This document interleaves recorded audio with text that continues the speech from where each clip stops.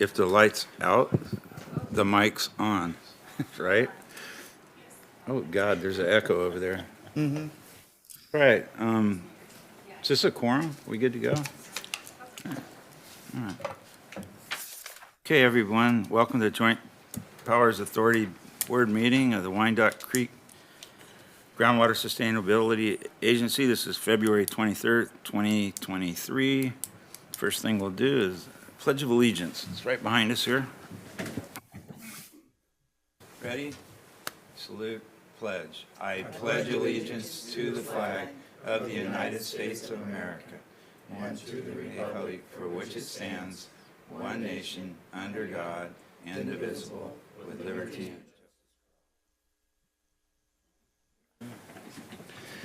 Roll call, please. Board Member Collinley. Here. Board Member Smith. Oh, nope, Janet. Oh, sorry. Janet Smith. Goodson. Goodson. Sorry. Present. Board Member Bynum. Here. Board Member Delaney. Here. And board member Coach. Board Member Coach. Well, welcome to the. Next up, the first up is election of chair and vice chair. I move that Mr. Conley be the chair. Second. Yeah, but who wants to be the vice chair? I move Bill Bynum, Vice Chair. I hear a second. Second. Okay, so we have any other nominations? Any other nominations? We close the nomination. Can I just do this verbally? We're not on Zoom, right? Right. Good. All in favor, say aye. Aye. Aye. Any opposed? No. Okay, I got it anyway. Congratulations. I'm glad to do it because this is the best Joint Powers Authority Board in the county of Butte. All the best people. I've been told so by staff. All right, so next up is approve the minutes of the November 10th board meeting. Anybody got any errors or changes they want to do on the minutes? I move we approve. Second. Any discussion? Any public discussion? All those in favor say aye. Aye. Aye. Any opposed? Next up, review the current governance structure and funding for the Wyandotte Creek GSA. All right. Thank you, Chair Connolly, members of the board. I'm going to share my screen, I think. Hold. And then, You're a pro. we'll go like this and there. Good. And then I need to minimize Your name this. is. All right. Thank you. So today we are kicking off the funding mechanism for, I almost said Wyandotte, the Wyandotte Creek GSA governance and funding. And so just to bring everybody up to speed, last fall, the Department of Water and Resource Conservation at Butte County issued a request for proposal to solicit consultants to provide consulting services for the funding mechanism for both the Vina GSA as well as the Wyandotte Creek GSA. And we received 5 proposals from 5 or 6, I'm getting confused, we did a number, 5 or 6 proposals, and we also did, we reviewed the proposals, ranked them, and then we did an interview process, which 2 members of this board participated in that with 3 consulting firms, and we landed on one consulting firm that is working for both the Vina GSA funding mechanism as well as the Wyandotte Creek funding mechanism, and that is Ludorf Scalmanini, and we have Eddie Teasdale here today to present some information as well. And the Board of Supervisors approved that contract in January. And just as a reminder as to why it's the Board of Supervisors, the Board of Supervisors allocated one-time funding to the Department of Water and Resource Conservation for 3 tasks, essentially. One was the Sigma grant application that we filed in December. One was for the funding mechanism, and then the annual reports that are required as part of the Sustainable Groundwater Management Act and the groundwater sustainability plan requirements. So the board did that, the Board of Supervisors did that so that we, the department, along with the member agencies, could continue to kind of administer the GSA until we have a funding mechanism in place. So we're essentially today kicking off this funding mechanism process. And hopefully at the end of, in the next 6 months, we will have something in place so that the Wyandotte Creek GSA can be self-sustaining into the future. So, so today what we're going to do is I'm going to kind of give a background about what we've currently been doing. And it's great that we have 2 new people here, so you can please feel free to ask questions, make sure everything is clear. And then we'll have Eddie Teasdale from Ludorf Scalmanini also speak, because there are some things that we need some direction on today as well. And he'll go over the timeline of the funding mechanism, et cetera, et cetera. So with that, I will begin. So again, today we're going to go over the kind of the current governance and funding, reviewing Groundwater Sustainability Plan GSP implementation, the roles and responsibilities of the Groundwater Sustainability Agency, how we've been kind of running with the member agencies and staff. We'll talk about the GSA budget and funding, and talk about reporting and accountability. So as you know, we have shifted. So the last few years have been focused on preparing the groundwater sustainability plan for the Wyandotte Creek subbasin, and that was submitted in January of last year. And so we're shifting from development of the groundwater sustainability plan to groundwater sustainability, the implementation of the plan. And the initial step in that was applying for the Sigma, the Sustainable Groundwater Management Sigma grant program, and with requesting funding for numerous projects. And so that is kicking that off. We'll know more about those grants later this year. And so with implementation, what we've done in addition to the application, the grant application, is the annual report. So every year we have to prepare an annual report that needs to be submitted to the Department of Water Resources at the state level on April 1st. So Kelly, Peterson, and Christina in our office are both leading that effort with consultants on board to assist with that. And that is also Ludorf Scalmanini, as well as David's Engineering, that is helping the county prepare the annual reports for the 3 subbasins in Butte County. And just as a reminder, the Groundwater Sustainability Plan has a 20-year planning horizon to achieve sustainability by 2042. And once we do that, then we shift in kind of to maintenance of sustainability. So currently, member agency staff has been running the GSA. And the 3 member agencies, as you know, are Butte County, Thermalito Water and Sewer, and the City of Oroville. So with the combination of staff working on various duties, as you can see, we have clerking, and then we've been working on kind of project at the county's kind of project management and oversight of the preparation of the GSP, and then providing monitoring and technical support, and policy implementation. For example, Executive Order N7-22, which was the governor's executive order for drought response, and that had to do with some of the well permitting requirements in Butte County.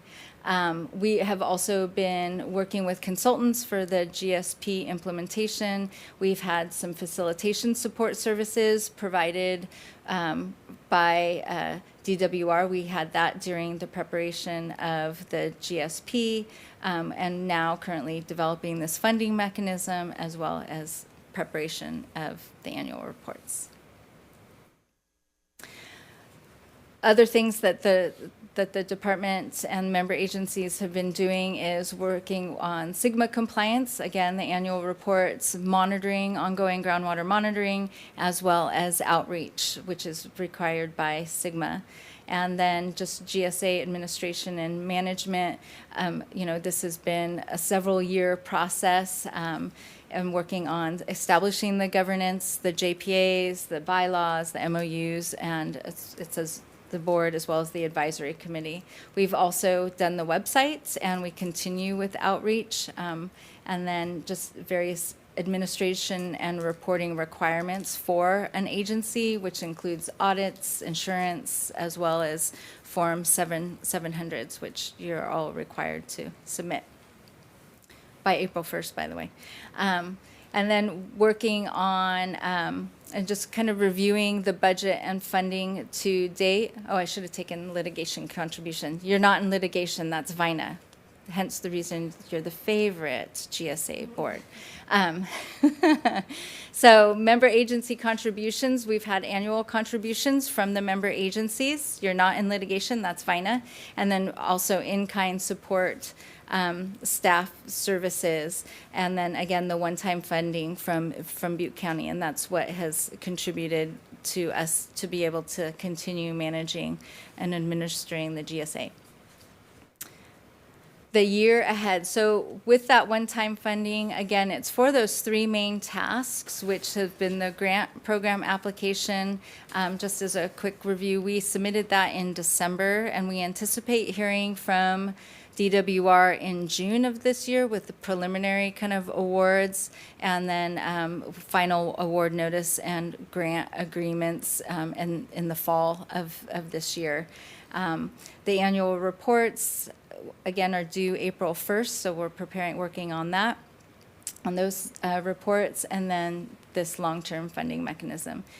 So we anticipate kind of once the long-term funding mechanism is in place, we don't really have, hopefully, a lot of things to tackle over the second half of the year, and that the GSA can kind of sit idle until we hear back about grants and do the grant agreements, and then shift with the funding mechanism if, depending on how we fund the GSA, anticipating funds being available at the first in January of 2024, assuming we do a fee of some sort.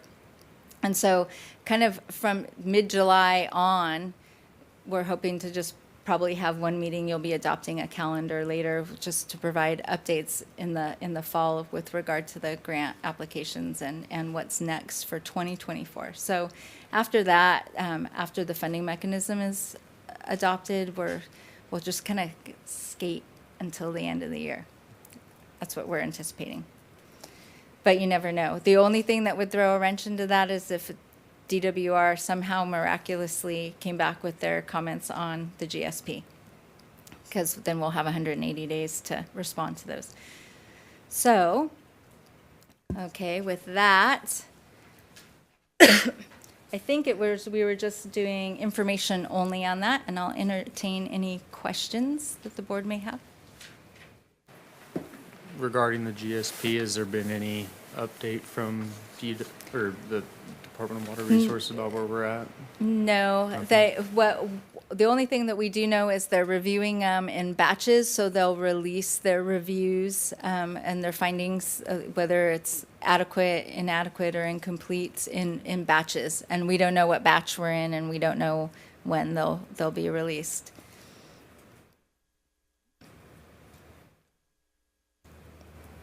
What are the odds that we could just continue to receive grants and fund this? So I'm trying to figure out what my exit plan is. yeah. So with the SIGMA grant application, unfortunately, that can only be used for kind of projects related activities and not for GSA administration. So just even, we anticipate that this board will probably only have to meet a couple times a year. So the budget for that is different than obviously some like VINA GSA.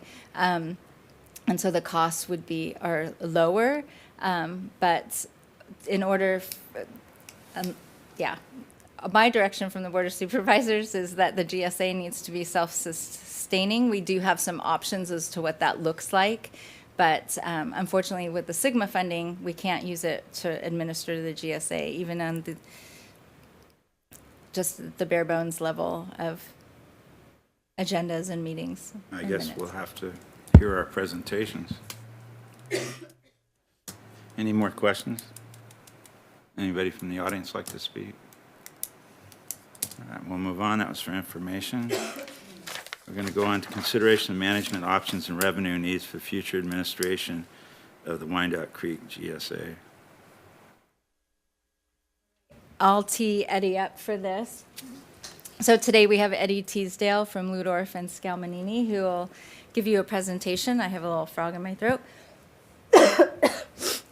And talk about the funding options. We will be requesting some direction from the board with regard to, I'll say,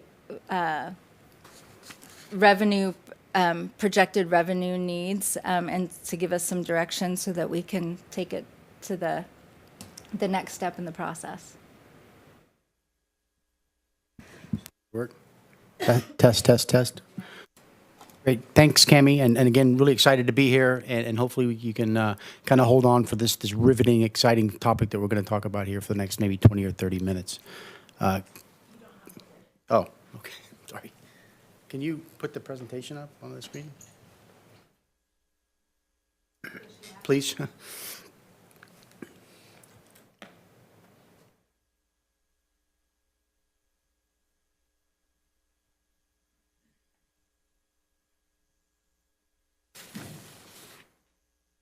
We could, you guys have a hard copy in front of you, right? Yeah, so we could just kind of go through this, and then if it comes up, great. If not, we'll just wing it.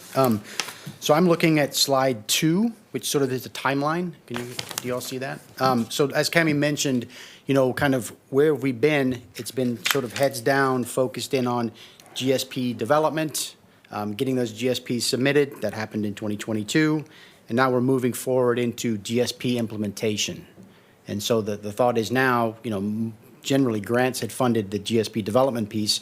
Now we move into the implementation phase. What does implementation mean? It means you've got the administration that needs to be covered. You've got the compliance costs that need to be covered. And in some cases, projects. Does that make sense for folks? So I'm now going to flip over to slide 3, which is just another graphic that really lays out sort of what needs to happen for the next 50 years. And it's a bit of a daunting task, but again, these are things that are being required by DWR. And again, it's sort of broken into a couple of items. We have public outreach, legal services. I mean, that's going to continue through 2042, and at some point, it's got to move into through 2072. Obviously, the outreach is very, very important.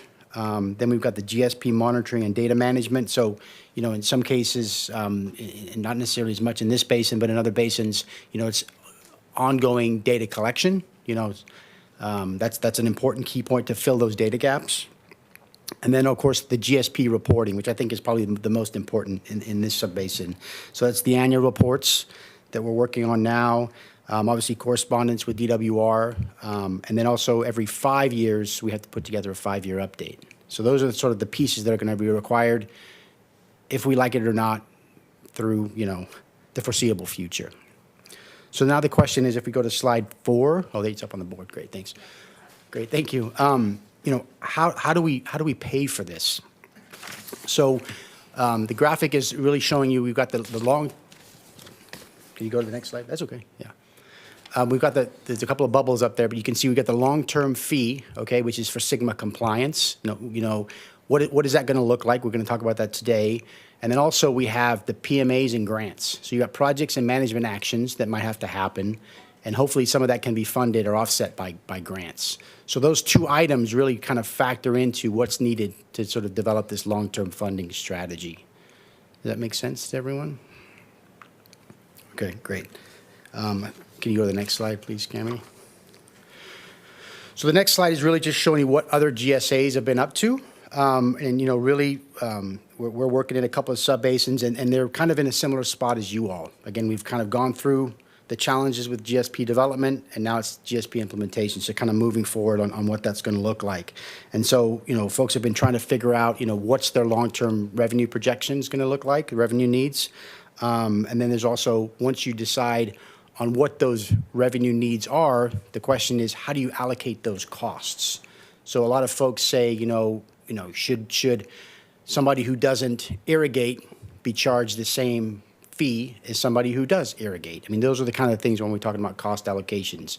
And so folks are having those discussions, and there's different ways to look at that. It can be a cost per acre. It can be irrigated versus non-irrigated. I saw a little smirk. And so the cost per acre, we probably not going to see that up in the North Sac Valley. It's happening now in the San Joaquin Valley, because what does that mean? It means metering. And, I'd probably be escorted out to the county border if I mentioned that. But that's what some folks are looking at. I don't see that happening up here. There's a land use-based fee, so maybe tree crops versus sort of, other kinds of crops. That's another option. Or there's some kind of hybrid approach. So we'll look at maybe Tehama as an example. They've come up with a baseline fee, and then they're going to move through. If you've got large diameter wells, you might be charged a different cost than if you had a small diameter well. So it's sort of not really, it's not measuring flows. It's just kind of basing it on the physical size of your well. So there's different ways to do that. And so again, we'll kind of work through those options. But the first thing we kind of really need to do is sort of agree on a revenue projection for the next 5 years. Does that make sense to everyone? See this room fill up. Talk about putting meters on their wells. Yeah. I don't see that for 2 happening. years. Yeah, I don't see that I happening. don't think that happens here. Yeah, no, it won't. Moving on. So anyway, and then there's some different ways, once we sort of, again, figure out the projections, we kind of agree on an allocation process. There's different ways to sort of implement those fees. Do we put it on a tax roll? Is it a tax itself? There's different ways to kind of assess that. And we'll have a conversation with you all and legal counsel at some point. But again, that's sort of maybe a meeting or two down the road. If you kind of go to the next slide, please, Cammie. This is kind of just building on what I said. There's different options. So there's sort of a Prop 218 process, which is probably the most common methodology that we've seen GSAs utilize to sort of recover those fees. It's sort of put on your property tax. There's a Prop 26 that we've seen happen, not so much in the North Sac Valley, sort of in the I'd say the north of the Bay Area. We've seen that happen. The Prop 26 methodology is kind of what Tehama County is utilizing to implement their well registration process. And then probably the least common methodology is a local cost share.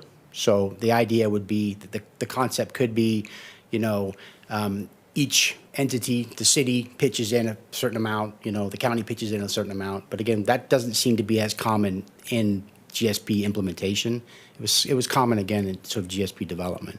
So there's some different options. Again, we need to get legal counsel's input on what kind of makes what fits sort of best for you all. But these are things that we'll have a conversation about down the road. Any questions on that particular topic? Yeah, I have a question. Sir. So could you typify what types of GSAs would use Prop 218 and which Yeah. type would use Prop 26, which is less common?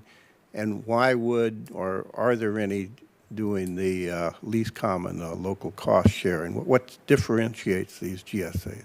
Yeah, so most of the GSAs that we're working in are probably leaning towards a Prop 218 because it's sort of it goes in front of the voters. Sort of, you essentially have to be a majority protest for it to fail. So at least the voters have a choice in it. The Prop 26, sometimes it's just a tax. It can just be assessed, and it wasn't very common it was not very well liked up in Tehama County. And then on the local cost sharing, I know for GSP development, Shasta worked on that. They had sort of the cities that kicked in, the counties that kicked in some money.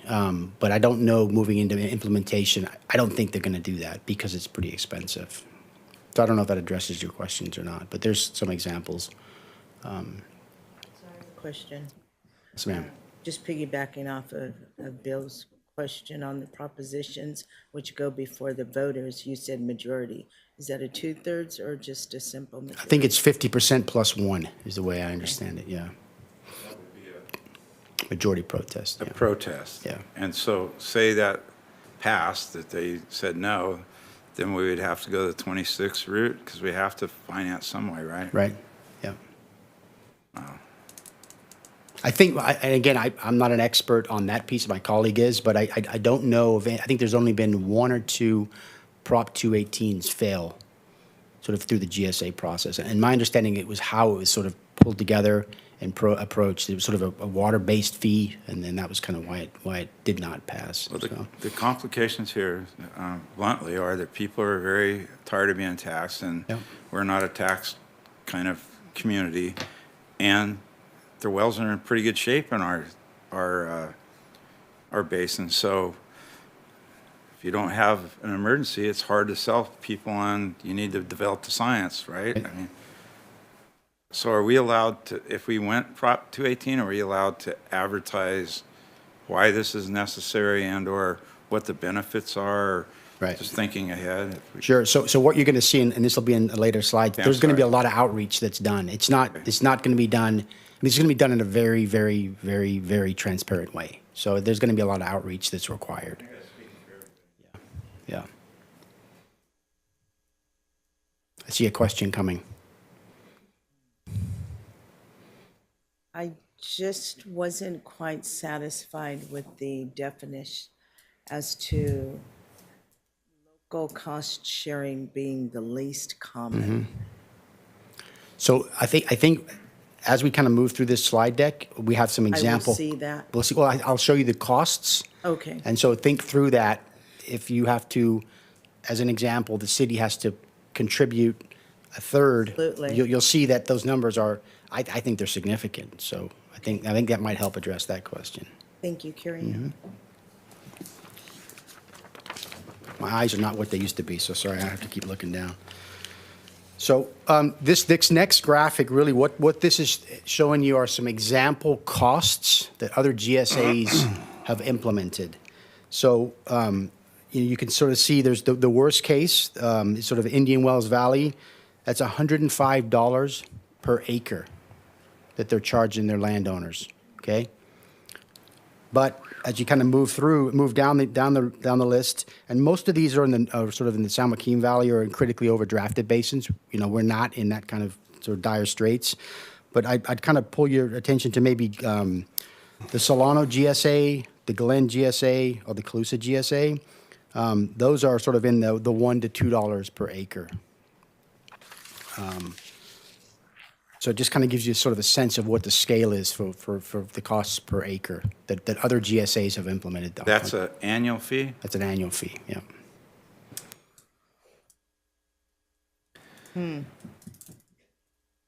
But what's going to happen is we're going to agree on these. Hopefully, they're going to agree on the revenue projections, and then we're going to go back and we're going to start to look at irrigated versus non-irrigated, crop type, just based on parcels. So we're going to come back to this group and present these options. We're not making any decisions on a cost per acre today. We're just trying to get a sense of what that revenue projections needed. What revenues needed for the GSA to operate for the next 5 years. That's the direction we need from you all today. So a follow-up, just so I'm clear. So Sure. Under the proposition, we can charge different people different amounts? So I'm not a lawyer, but my understanding is it has the fee you can have a baseline fee. So let's say it's $1 an acre. Everybody would pay $1 an acre. But then if you irrigated property, you could have a tiered system. So that irrigator might pay another 50 cents an acre. That's legally, you can do that. But there's a cost to get that information yearly, right? So it's not like, it costs money to get that additional data. So that's something we've seen where folks wanted to look at it based on, land type or land use, but then it costs money to get that information. So you don't want to spend $1 an acre getting information to charge $1 an acre because now you're charging $2 an acre. I don't know if you followed that mad math, but. Well, I'm just been worried about this from the very conception, how we're going to get people to pay for this. So Yeah. I can't quite get my head around it, but I think even $1 an acre is going to be hard to sell. Okay.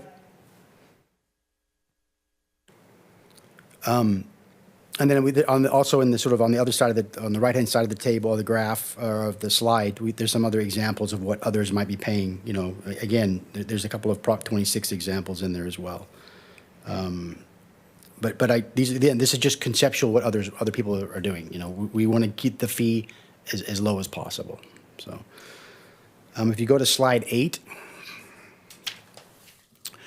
So again, lots of numbers here, but what we're trying to show here is the revenue projections that we're going to talk about today do not include projects. So again, to minimize cost. Okay, so we're just sort of focusing in on the administration and the compliance costs. If you choose to incorporate projects into that fee, this is what kind of happens. Those fees that go from $3 to $4 an acre now in Madera and Chowchilla, again, these are critically overdrafted basins, not in any kind of sort of similar position as you all are, but that's when it goes up to the hundreds of dollars an acre. So keep that in mind when we start asking you questions about, do you want to have a line item for projects in your sort of 5-year projections? If you do, that's only going to increase that cost per acre. Does that make sense? Yeah, it makes, The administrative costs. well, not only that, they're in desperate Yeah. need, so they see projects as replenishing their ability to have good tap water and to irrigate, where we're in as long as we're careful, it seems like we're going to be in pretty good shape. Right. So we don't have the necessity of the projects to bail us out right now. So we could, I'm just thinking out loud here for myself, we could look to grants to implement passive recharge and more studies and stuff, because we're not in an emergency situation. Right. So we'd be able to keep our fees down unless staff doesn't think that would work. Yeah. Okay, thank you. But we want to put that option on the table. And again, I'm happy to share what we're seeing other counties up to, but our other Do you realize yeah. I'd be in office about 6 days if I implemented $184 an acre around Yeah, there. I don't think any of us would make it out of this room if that was, passed. So.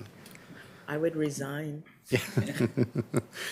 So if you go to slide 9, this kind of lays out a schedule on what we kind of, yeah. I'm just processing what Chair Connolly said. So it sounds like we are not in dire straits as opposed to some of these other entities. Correct. And we're in a kick the can down the road, so to speak. I mean, we still have to cover certain costs. We Right. know Right. that. But I believe you mentioned we can go after grant funding to cover those, For as opposed to right. any of these propositions. In other words, they have declining groundwater severely, and they have a history of overdraft. Nothing we've seen in our science in our basin indicates anything but temporary dropping, and then after you exercise, it comes back. So we're developing the science to keep ourselves healthy, where they're trying to improve their projects to get water. They're out of water. They're in desperate need. So it's not really kicking the can down. It just means that we don't necessarily have to implement projects as dramatically or as fastly, as quickly as they do. That's a better word. Right. We can implement, I see passive recharge projects, and different things like that to make it even healthier, where we can even have a little more use, but keep it healthy as we go forward. So what we're talking about here is the everyday operations that, to give you a little history, the city, the water district, and the county paid up front. And so going forward, we want somehow to pass that on to the users, that overhead of the staff, and looking for grants and so forth like that. It's still, for me, it's a tough one because I know my neighbors, and so do you. Oh, yeah. But do you understand? We're not in an emergency. Right. It doesn't mean we don't want to develop science required by law. And we want to protect ourselves going forward. I get you. Okay. Thanks for that, Was that? that detail. No, Appreciate I that. think so, and I think also some of those other costs in the hundreds of dollars an acre. I mean, they're buying farmers' properties. You know, they're putting in pipelines that are $10,000. You know, for 100 feet to bring water in. So I mean, it's just apples and oranges on that. But we just wanted to kind of show you that perspective.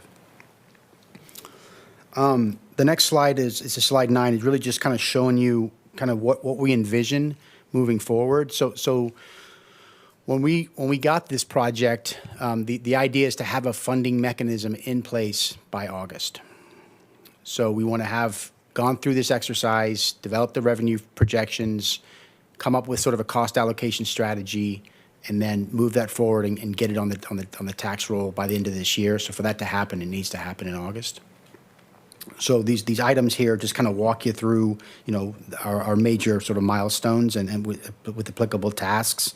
So the most important is obviously on the project outreach. So we're going to suggest that we have some outreach meetings to kind of walk the public through kind of, you know, the revenue projections.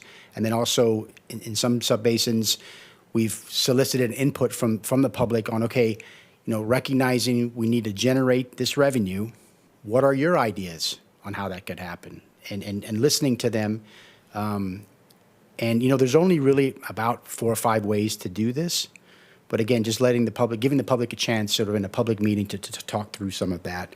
We've identified the various board meetings. We think there's going to have to be some touch points as we kind of move through this process. We want to make sure that obviously the project revenue projections hopefully get approved today, and then we'll come back with you next month and kind of walk through some of the cost allocation ideas. Communication is obviously important, and you can kind of sort of walk through the schedule there as is in front of you. So I don't think I need to go through it, but ideally what we're trying to do is by August 10th, get a fee in place and get it on the tax assessors on the tax roll. That's the goal. Are there any questions on just the general schedule, just the overview?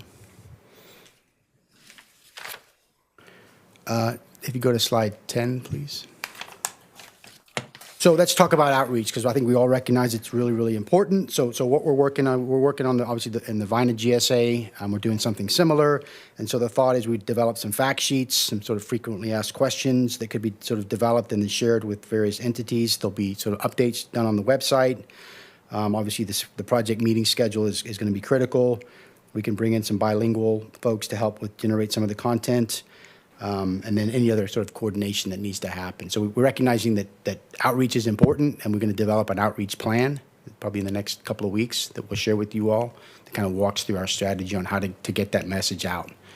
We don't want folks hearing about it second or third hand. We really want to kind of hear it from the source, which doesn't always happen, but we want to be as transparent as possible. So I think that you should get a hold of the well drillers around here and the pump companies. You need to get a hold of the water districts and go to their board meetings and do presentations so that you get some sort of understanding of what the benefits are and how it's required by law. Otherwise, this is going to go sideways. Right. They're the people meeting with the public, and they're the ones, if they're on the wrong side of this, can really turn it sideways. Yeah, the Farm Bureau is another good one. The Farm Bureau is an excellent one. Yeah, so we'll connect with those individuals, yeah. Anybody else think of anybody else? What about our environmental group, Bill? Should we meet with them?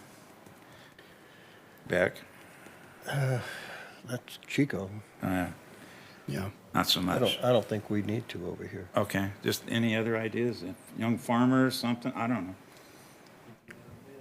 Yeah, we'll put together an outreach plan, and you know there could be. I mean, we've seen it where, you know, your neighbors of Vina are doing something very similar, so there could be maybe a joint meeting or something, so folks can understand kind of what's going on. I think something else to be very sensitive of is, and we've seen this in other areas, is we want to make sure that the fee, whatever it ends up being, is sort of similar in magnitude. You know, if folks have property in Vina and Wyandotte Creek, and they're paying, you know, an order of magnitude difference, you know, that's not fair. And so we need to be sort of sensitive to that. Yeah, you probably end up will actually, so. So anyway, so again, I just want to highlight that the outreach is key, and we're going to, that's sort of the next thing on our list that we're going to work through. Slide 11, this is sort of the process that we follow when we're kind of working through these, the fee process. So right now, what we're really trying to do is step one, that's sort of where you can see the red, I don't know what the upside down water droplet, where we're trying to establish the revenue needs. So what do we need to kind of keep the lights on? So the GSA operations, we've got the Sigma compliance piece, the annual reports, the 5-year updates. And then also we want to include resources in there so when grants do come up, and they will come up, you've got the revenue to go after those grants. So, I mean, a rule of thumb is, you know, a grant is going to cost, I mean, $15,000 to $30,000, but the hope is the return on investment is that would open up, you know, $2, $3, $4 million worth of revenue. So it's important, I think, as we walk through some of these line items in the budgets, that we have a budget for grant applications, recognizing there's, you know, 2 or 3 probably going to come up a year. So, and so once we kind of agree on this sort of establishing the revenue needs, the next sort of box there is cost allocation. So, okay, we recognize we need X thousands of dollars a year. How do we allocate those costs? Is it going to be done by sort of a you know, weighted based on groundwater usage? It's a little tricky to do if we're not metering wells, but there's some ways to look at this. You can sort of apportion the cost based on maybe the water demand or the users. That kind of goes back to if you're irrigating trees, should you pay more than somebody who's not, who's got rangelands? I mean, those are the things that we'll walk through when we're talking about sort of cost allocation. And then we'll get a couple of those sort of in the hopper. And then we'll start talking about sort of proposed fees and then how the notifications go out to get some, well, get the word out. That'll happen sort of in the next, you know, couple of weeks, but also just the process of how you get it on the tax rolls and those kind of things. So those are the 3 steps. That makes sense, that we're kind of where we're at today and where we're kind of headed to. Okay, so let's go to slide 12. And so hopefully everyone's eyes are pretty good, or you got your glasses on. But what we're showing here is this is our 5-year revenue projection. Again, this is just a draft. It's based on information that was in the GSP. And if you kind of look at the whole table, the top half of the table, that's related to GSA administration. And this is really important because we kind of split it up. So the top half is GSP administration, and then the bottom half is Sigma compliance. Does that make sense? And we've got a next couple of slides where we'll kind of zoom into some of these details. And again, we've kind of projected it out over 5 years. So just kind of looking at some of the line items in the GSA administration costs, we've got auditors, financial services, legal services, program manager. As Cami mentioned, you know, we've got to make some decisions on who's going to continue to sort of operate in that role. We'll talk about that here in a second. You've got office expenses. You've got professional services. You got a legal defense fund. Some folks want that, some don't. This is sort of zeroed out for you all. Then we've added in a contingency of about 10%. So typically when we're doing these projections, it's generally about an 18% contingency. So what we've done is we split 10% on the administration and then 8% on the compliance. So that's sort of focusing in on the administration line item costs. And then if you go below sort of the white line that you can see, or the white box, the white row, then we get into Sigma compliance. So what does that mean? You've got the annual reports, the 5-year updates. There's some additional monitoring that's probably going to come out of the GSP reviews from DWR. There's obviously some coordination that's required. You'll see this long-term financing, grant procurement. So we've included some line items in there. So when grants do come up, you've got the ability and you've got the resources to kind of go after it. And so if you add up those two, so right now the GSA admin cost, the subtotal, just looking for year 1, is about $140,000 a year. The Sigma compliance is about $155,000 a year. So right now you're looking at, you know, $300,000 a year to keep the lights on.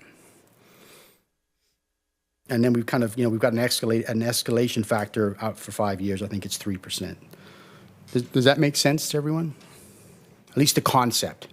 I know the devil's in the details, but the concept of having the administration and then the compliance separately. Does that make sense? It's important because we're going to talk a little bit about, what happens if some of this Prop 68 Round 2 funding that comes in that we applied for last year, some of that money can be put towards the GSP, the Sigma compliance section. So that will help lower those costs if it gets funded. You can't use those funds or those grants to offset administration costs, but you can for compliance costs. We'll talk about that in a second. So if you go to slide 13, please. So going back to funding mechanisms, and again, we'll get into these details probably at the next meeting. This is typically how it's done. So you can have sort of a fee, which kind of relates to the Prop 218 or the Prop 26. You can have an assessment that's sort of, again, based on sort of a special benefit or a parcel-based tax or assessment, or you can have a general tax. Those are the sort of three sort of mechanisms that we've seen folks utilize for this process. Any questions on that? So I have a couple of Sure. questions. One is, if part of us is within the water district, say Cal Water, let's pick on them, Yeah. they're not here, are they? Yeah. Cal Water's, can we like hit each one of those people for a small fee because they use well water? Yeah, I think what's going to happen Parsley. is you would just look at the footprint of Cal Water, calculate out the acreage, send them a bill, and then they'd have to figure out how to pay for it. Okay. That's typically how we see All it right, with so cities following too. up on that, what about all the individual wells, that's all they have, they're just domestic use only? Are we allowed to give them just a basic fee? You could, And then yeah, we could decide larger diameter wells are farming at a different fee? you could look at that. Yeah, and then that's what Tehama County's doing. The challenge is, You got to go out and find them. exactly, and I think also legal counsel would say, a lot of that could be challenged, because if you make assumptions that, hey, you're on a domestic well and it's 10 inches and you assess them a fee, you have to have them prove that it's not 10 inches, it's 6 inches, so there's a different fee structure. Haven't, I'll also note that we do have legal counsel on if there are. Okay. It's just- Yeah, no, so that's you- fine. I'm glad I so didn't you say don't anything get into deep water, Yeah. but yeah, we do have someone available too. If I there's guess if we have to do this, I mean, we got to do it as painlessly as we can. But I have a problem if you say orchards, because there's so much technology being developed. Some orchards actually are down to individual trees being drip irrigated on demand, and that would be totally a different use of well water compared to old flood irrigation or somebody that isn't totally managing it. Sure. I mean, maybe the ag guy can speak up, but I'm having a hard time getting my head around how we fairly implement the fee as to your usage. So the technical memo that Ludorf will be preparing will look at the various ways that we can charge fees, whether it's per parcel, per acre foot, and then they will also evaluate kind of the pros and cons of those, and then legal will also review the document in terms of kind of the risks associated. So in many of the kind of the technical memos that outline all of the options, legal would weigh in saying this could be highly potential for litigation, or so when you're weighing what kind of way you want to charge, there is some guidance with that too. So you don't have to make all of those decisions today. You'll have various kind of options in front of you so that you can really be informed, including from the legal perspective.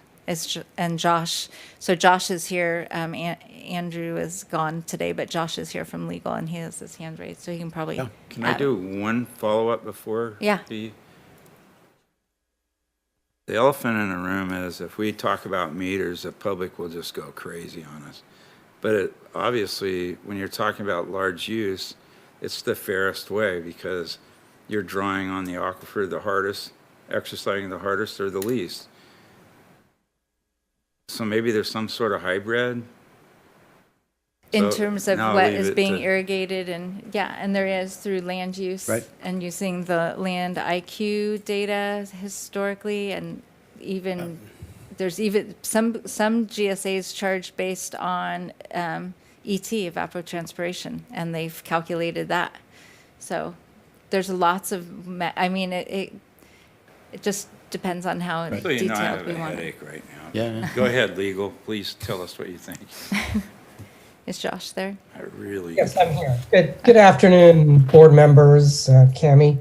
I don't want to spend a lot of time, obviously, happy to answer your questions, but, just generally speaking, there are differences depending on the type of funding mechanism you use. So for example, under Prop 218, you don't have to have quite as granular an analysis for potentially having different classes of users and different fee levels for each of those classes versus, for example, an assessment where you have to get into a lot more detail and have a much more granular analysis in order to charge different users at different rates depending on how big their wells are, for example, or what their overall per acre foot annual pumping is, or whatever the standards are that you decide to charge based on.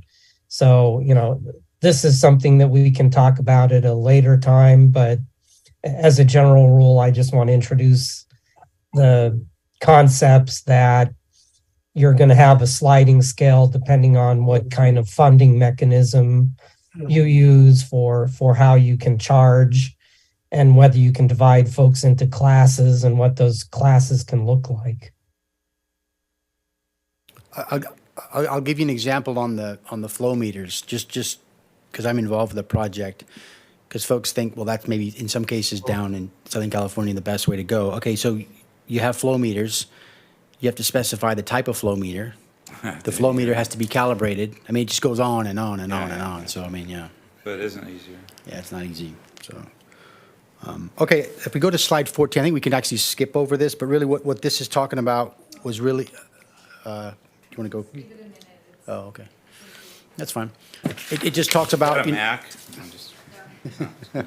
It's really just, it's sort of a summary of this slide, but also walks through some of the propositions, the legal reason, I mean, the reasons you can use certain sort of propositions versus others, the voting requirements. So again, I don't want to muddy the waters on that. I think at some point, we will bring that back once we agree on a fee, revenue projection.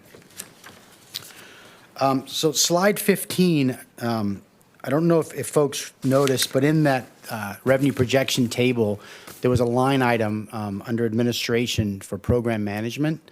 And so right now, the county's kind of been picking up that role. And I think Cami had mentioned this previously, that's going to come to an end. And so the question is, does the county continue to provide that service, or are there other options? So this is something we presented at the VINA GSA board yesterday. Actually, a couple of times we presented to them, and it lays out 3 options to sort of for that program manager position. So if you look at option 1, that would assume that the county continues in this role.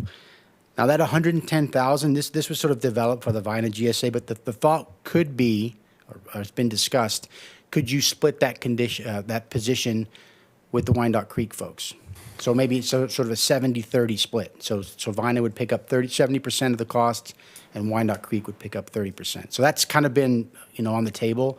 I know we've kind of refined some of these numbers. I think one direction we got yesterday was to go back to Butte County HR and make sure that those numbers are really justified. So again, that number might change a little bit, but think about it as being maybe a 70-30 split. Is that why it's only 50,000 Yeah. in the budget? Okay. Yeah.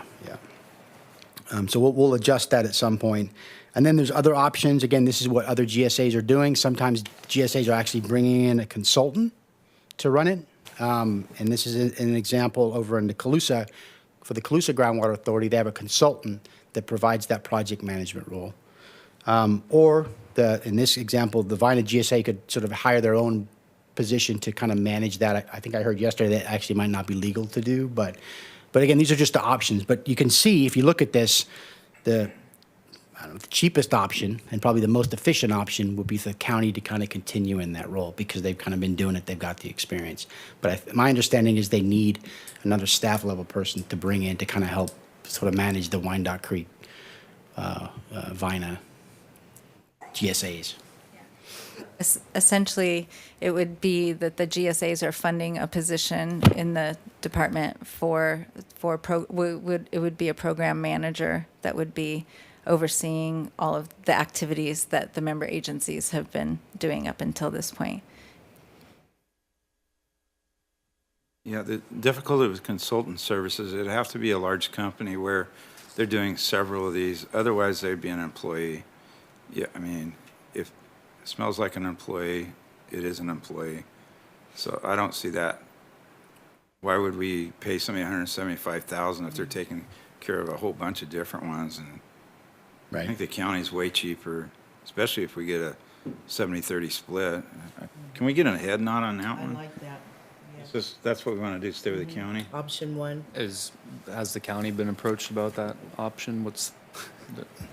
Well, we're here. Have you been approached about that option? Yeah, so staff has talked about it. We have talked about it a little bit with admin. Haven't specifically asked the board for their blessing in that, but I think because of the cost savings and that the county has been providing the service to date, it's probably the easiest and most straightforward transition within our department. But again, it would require an additional staff member to provide that because, we had other things to do before Sigma, and now we've just, as with each of the member agencies, each staff member has taken on additional work. But we also, in talking with Vina, and that's their preferred route as well. And we did talk about that eventually there would need to be an agreement between the two GSAs about the split and how that works. But our initial thought was that it would be kind of a 70-30 split. Check a box for interbasin coordination. Yeah. Yeah. Yeah, that's good. Yeah. I think we're in agreement to that, right? So you have one direction. Okay, well, that's great. So if you go to the next slide, please. So you've seen this before. This is just really a sort of a zoomed in, close-up view, specifically looking at the admin costs. So again, we just want to make sure that you all see the level of detail that's included right now. And you'll see, I think it's the fourth or fifth line item down is that program manager position. So that number might get adjusted. Hopefully it goes down, just kind of based on some feedback we get from Cammie on what the true cost would be. And so I don't know if there's any questions on kind of what's included right now on the admin costs. And just as a note, that on the bottom, it doesn't show an escalator, but we would calculate the increase in costs over the 5 years. And then the adjustment will work, if that's the direction that both GSAs are headed, we'll work with HR to ensure that we get the right estimate for the program manager, but it is based on our current classification of program manager, and we kind of selected a level. There's different steps and to what that cost would be. Supervisor Ritter had some questions about that yesterday. She's the alternate, and she participated in Vina's meeting, and so just making sure that we kind of refine those details with HR at Butte County. Real quick, going forward, after we get through this initial, structure, setup, and adoption, will there be a lot of outreach required once we've implemented this program? I mean, it's a $10,000 line item every year. Will we continue to need that going forward once we've made it through all these kind of initial hurdles? I mean, I think outreach is going to be needed for the foreseeable future. I think it obviously can be scaled back a lot, once the fee sort of gets put together. But I think there's outreach probably needs to be a line item, Outreach is also a requirement of Sigma as well. And so we do have the outreach and engagement plan. So just ensuring that we're meeting those requirements identified in the GSP. You know, many of the projects that we did apply for in the grant application included some kind of outreach. So I think it would dovetail with those projects. And in the event that not all of those projects are funded, I think we'll still need to do some continued outreach with stakeholders to identify projects and work with them on just any of those nuances with implementing projects or finding out what the needs are. Any questions on the admin costs? Okay, we're going to sort of move now to compliance. So yeah, there you go. So this illustrates really kind of what's required for compliance. Obviously, it's kind of maintaining the budget and staffing that's needed to kind of support, obviously, the compliance efforts. We mentioned the outreach and coordination. That's going to be ongoing. The annual reports, that's going to be required every April for the foreseeable future. And then every 5 years, you have to update your GSP. Essentially, you know, how are you working towards your goals? Are you meeting your goals? If new wells go in, closing data gaps, those kind of things. I mean, that's going to be required every 5 years. So that's kind of what goes into compliance. Does that make sense? Just making sure the milestones are met. Correct. Yeah. I mean, that's the best case, you know. But if there's issues where we don't, then you have to kind of put a Right. plan in place. But the hope is that doesn't have to happen. So, at least in the Wyandotte Creek. So, all right. So then, if you go to slide 18, what this is, it's again just a sort of a zoomed in, close up view of the compliance costs. So you can see we've got the annual monitoring, the 5-year updates. The surface groundwater interaction modeling. This is something that it's more of a regional effort. So I think most of the GSPs or the subbasins recognize that the understanding the surface water groundwater interactions was kind of tricky in the GSP, and so and we didn't get a lot of guidance from DWR. We've heard for the 5-year update they're going to want to see a more robust program. So the Northern California water agencies kind of meet quarterly, and you know it talks about it's all the basins in the North Sac Valley really, and they talked about maybe putting together a regional approach. So everybody's maybe doing their sort of surface water groundwater modeling in a similar fashion, and maybe they take on that role. We don't know, but we thought it was really important to have a line item in there to kind of support that moving forward. So sort of all the GSAs or the GSP, again, the GSAs have kind of incorporated that really into the Prop 68 grant. So we're hoping that gets funded through the grant. Obviously, coordination is key. Data management, system maintenance, that's always going to be ongoing. Long-term financing plan fees, grant procurement, and then we had an 8% contingency in there. So the 10% was for the admin, 8% was for compliance. So when you kind of add all that up, you can kind of see, without inflation, it varies. It's about $140,000 a year, and the next item is there. It's adjusted for inflation, and then the line item that's, I guess it's highlighted in yellow, that's just adding in the operational budget. Any questions on the compliance side? Something to think about with a Prop 218 when we can charge for some of these projects and line items that, let's say you were to include them in the whole funding mechanism, and then we find out in June or July that we're going, let's say many of these things are also projects that we applied for in the Sigma grant application. So whatever fee you pass, it could be a maximum amount, but that doesn't mean every year that that's what you have to charge. You can actually vote to charge less. So let's say we get some of these things funded and we don't actually need these fees to be collected, then you as a board each year could say, oh, if we're charging, I'll say $2, and it covers everything, we can say, oh, but we have $1 million worth of grants that cover these things. You don't have to charge the $2. You could say, we'll just charge the $1 for the administration costs. So there's kind of you can do a maximum amount, and then each year identify how much of that you need, especially if there's rollover from the previous year, you might not need to charge the full amount that you've identified. And I think the next table actually illustrates that. But I didn't want to interrupt. Go ahead. Just thinking of in terms of the city utility taxes and things, we just never go backwards. Yeah. So, Right. So again, hopefully you can see this or clean off your glasses so you can look at it. But what we're trying to illustrate here is, like Cami mentioned, the county had applied for Prop 68 Round 2 funding. If some of that funding's successful, then those dollars can be put towards the Sigma compliance sort of line item. So it could reduce that Sigma compliance line item, significantly. So I think I checked this earlier, but right now, the Sigma compliance line item for 2024, let's call it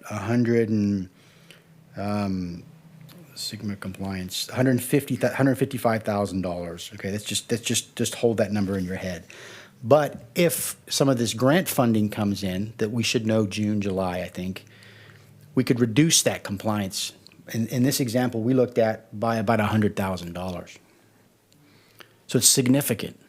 But we can't wait to June or July to start sort of developing this fee. So the thought is, or the strategy is, we would develop a fee based on if it's not funded and if it is funded. And that kind of goes back to what Cami was saying. Then you'd have a maximum fee, but the idea is when those resources do come in, which probably wouldn't trickle into maybe November, December, they would pick up the costs. They would pick up the costs for this work, some of your monitoring work. So we want to kind of be sensitive, and if that does happen, we want to capitalize on it. So we'll know verbally in June, July, if we were successful in getting the resources, and then we can just adjust that fee, or we can set it at a higher fee, but it would probably be set lower. Yeah. okay, That's the idea. thank you for clarification. What's required to lower that? So we pass it the way it's written right now, and then those grants come in and we're able to decrease that, whatever the fee is. What does that require? Is it a board vote? Is it have to go through the county? How does that process work? Yeah, we'd have to ask legal counsel. I think it's pretty simple because as long as you're not going over that maximum fee, you're reducing it. I think it's a pretty simple process. So that's the goal, is to hopefully get the grants, but we just don't know until June if that's going to happen. Any questions on that sort of concept? So slide 20, this is just a screen capture to let you all know. And I think you've seen this before, maybe at previous board meetings, that the grant that we had submitted, or the county had submitted, was it $7.5 million, something like that? That was the total request. So, how much are we going to get? I mean, we don't really know. We've heard that I think there was about $250 million available. They got, I think, about $750 million worth of requests, and that's over 81 basins. So my hope is that, each sub-basin would get, between $1 to $3 million, but we just don't know, so.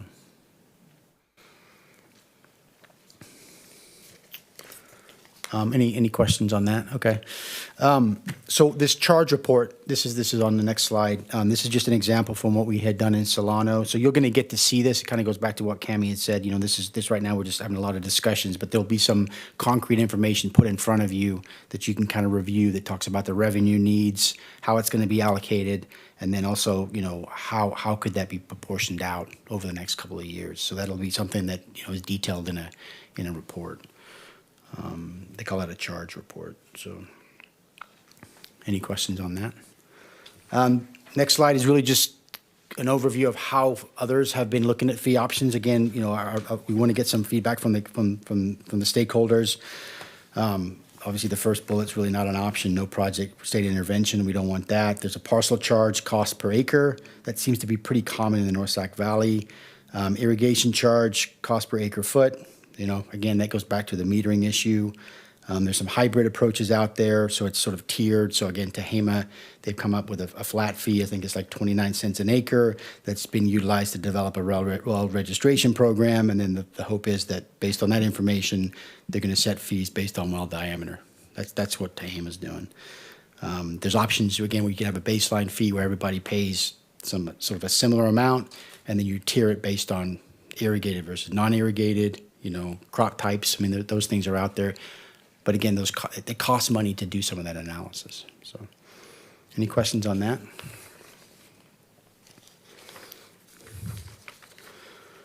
This is just an example that we worked on in Solano. So again, they evaluated all these different options, but it kind of came down to what was the most affordable, required the least amount of sort of annual updates, looking at land use data, and they looked at a cost per a flat fee per acre. That was sort of what Solano had come up with. And again, this would be included in your fee report. So we look at the pros and the cons of each. There'll be some summary tables in that fee report.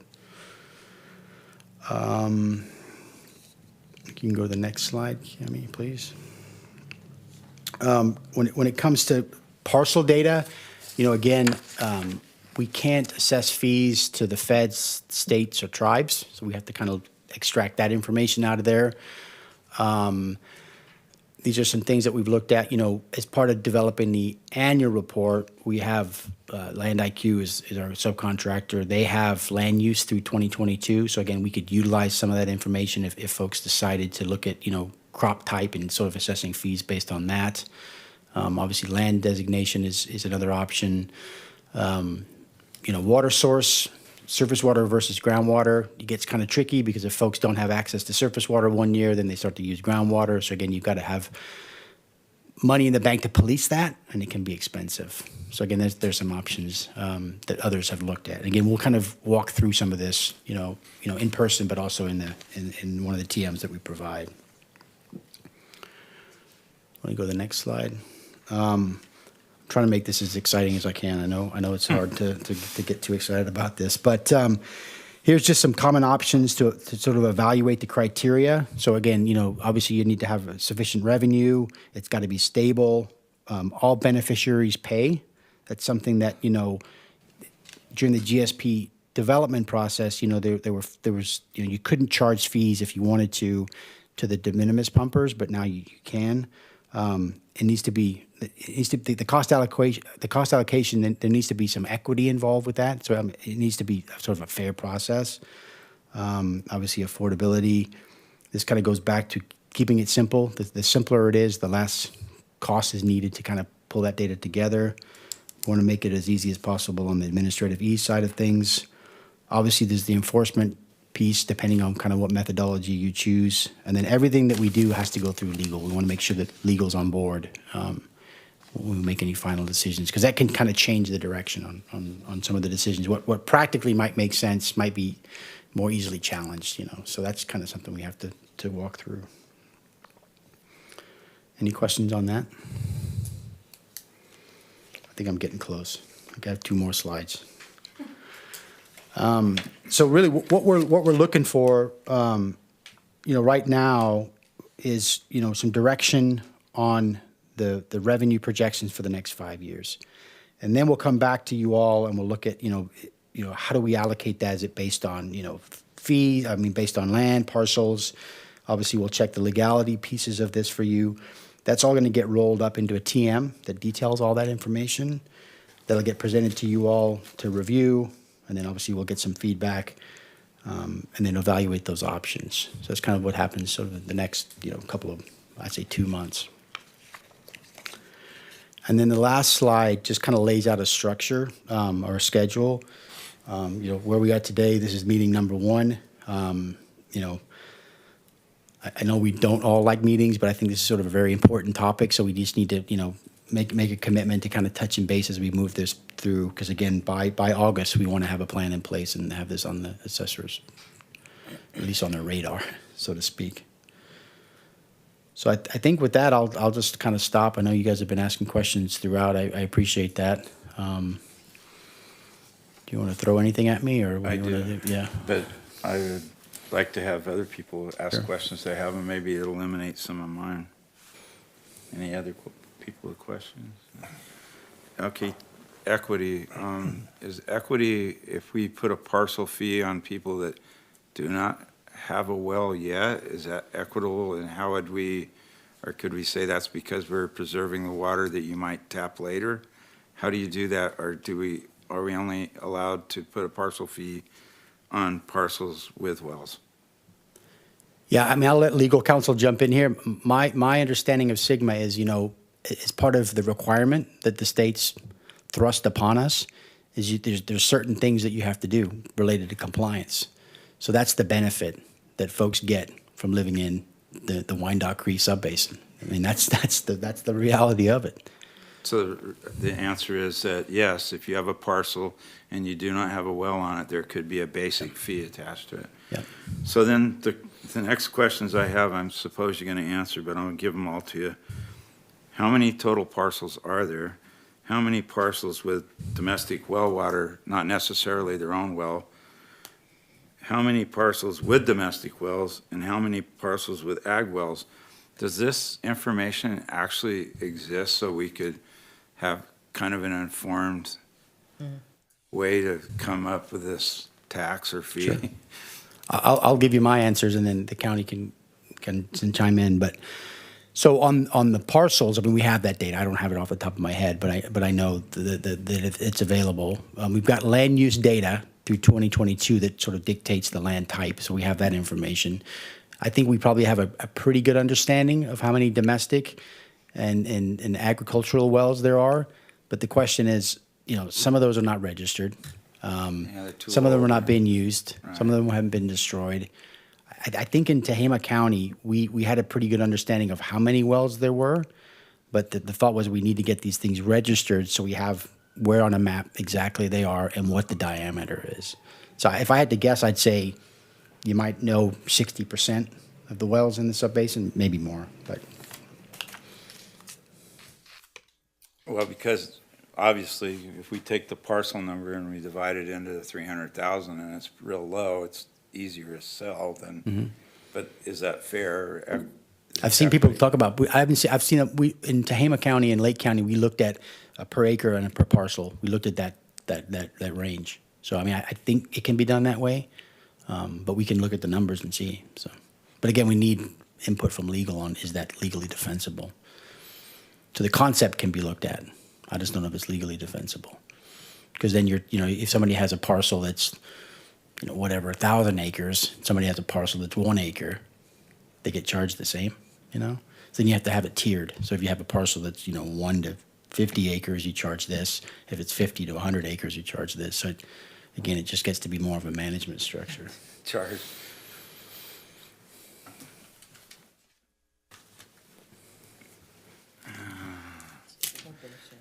All right, I'll see you later. Thanks for being here. Glad to have you on board. It's good to be back. Any other questions or any direction? I really think we need to know how many total parcels they are and the other questions I asked to the best of our ability to kind of get our heads around how we're going to tier this, or maybe even how many parcels under a certain size. Right. If that's the simplest way to go. What do you think? You got a thought? I think when we met with Ludorf last fall, before we actually officially engaged with them, Bill was there, and I think we discussed all those options, making sure that because there's a million ways to do this, and so we wanted to see every option to make sure we found the one that fit us the best, and This doesn't make, so I'm not going to use a bad word. We do not anger that many people. Is that what you're trying to say? And so, when we were speaking last fall, it sounded like we were going to get to see with this report a lot of options to hopefully find the one that'll fit us the best. But next time. That comes after the revenue projection. So we kind of need to know what the total budget is, because then we're going to figure out what are we going to divide into that, to kind of allocate the cost. So we need direction on, the revenue projections. Yeah, if we had 300,000 parcels, it'd be easy. We'll do $1 a parcel. Yeah. We'd be done. Right? So, But what I heard at the other meetings that we went to is that everybody benefits, regardless. And I don't know if it's out there, but it seems to me like property taxes would be the way to look at it. If somebody pays $100,000, another person pays $800,000, it would seem to indicate that somebody has property more valuable than somebody else. Now, regardless of how much water they use, that's the value of their Sure. property. I don't know So- legally if that's, I just don't know Yeah. if that's one way to right. approach it in an equitable manner. That is a good thought, because if you have irrigated Yeah. pasture land, that's worth a lot less than irrigated orchard land, say, or if you had non-irrigated pasture land, it's worth even less. So you should be being taxed less. That's your thought? Yes, and Yeah. if in fact that's how it functions. I don't know if that's, I don't know. Yeah. We can get those answers. I mean, we can. Any other thoughts for him? Scott, you've been awful quiet.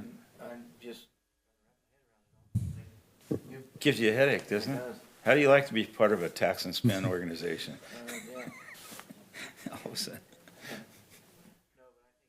Turn your mic. You hit the button there. There you go.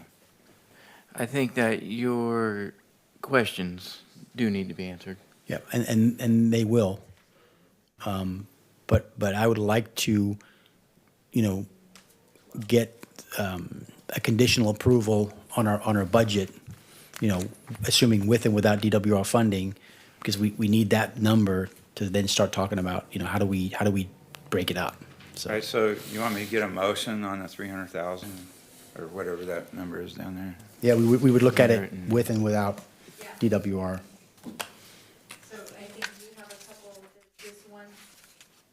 There's this slide 12 that has it with grant administration and Sigma compliance. And then we would look at it also without on slide 19, which doesn't have, for the first 3 years, doesn't assume some grant funding as well. So they would develop kind of both and what the fee would be. What about the fact we didn't put the percentages on the, They did the escalator on the bottom in the yellow line on the oh, bottom. but they It- caught the yeah. whole thing on the bottom? Okay, then we're good.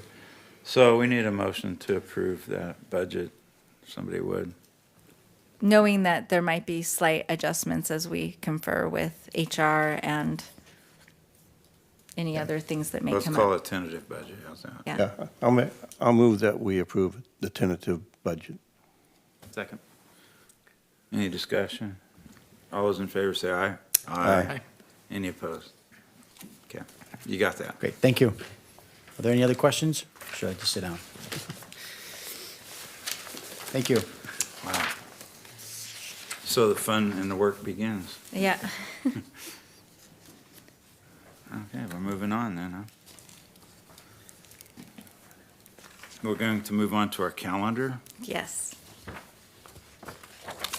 So in your packet is the transmittal that identifies the next board dates as well as the Wyandotte Creek Advisory Committee dates. For pretty much this year, most of the activities, of course, happening within the first part of the year, and then kind of update meetings in October at the second end of the year. Obviously, if we do need to have more meetings, you can call more meetings, or if any dates need to adjust, we can do that. But this is what we're looking for the rest of the year. Any complaints or changes on the? Are we all good with it? Do we need a motion to approve it? It'd be good to have a motion, right? Yes. I look at the clerk. Well, I just got these guys trained. I think, Somebody's- yeah. Somebody's gonna say, I let's- move to approve yeah. this, aren't they? Go Yes. ahead, Bill. I move to approve the calendar. I'll second. And Scott's gonna vote yeah. All in favor, say aye. Aye. Aye. All right, we're good. All right, public comment? Anybody phoning in wants to talk? There are none. Mr. Chairperson, there are no speakers. Okay. There's no public, so we're good. I don't have to give that spiel. Okay, we're going to adjourn the meeting, and before we adjourn, I just want to emphasize one more time, really how this community works. You got to get the well drillers, the pump installers. I'm related to some of them. That's not why I'm saying this, but they're the ones that can just get this off the rails because they have a little juice, and you need to get to the water districts, boards, and talk to them so that we don't get sideways at the very beginning. Trust me, because it'll be in my office like 10 times, and I'll have to explain it 10 more times, you know? Meanwhile, I'll do my outreach, okay? All right, anybody else have anything? Okay, we're adjourned till March 23rd at 2 p.m. right here. Thank you. Thank you. Oh, thanks for making me chair again, Phil.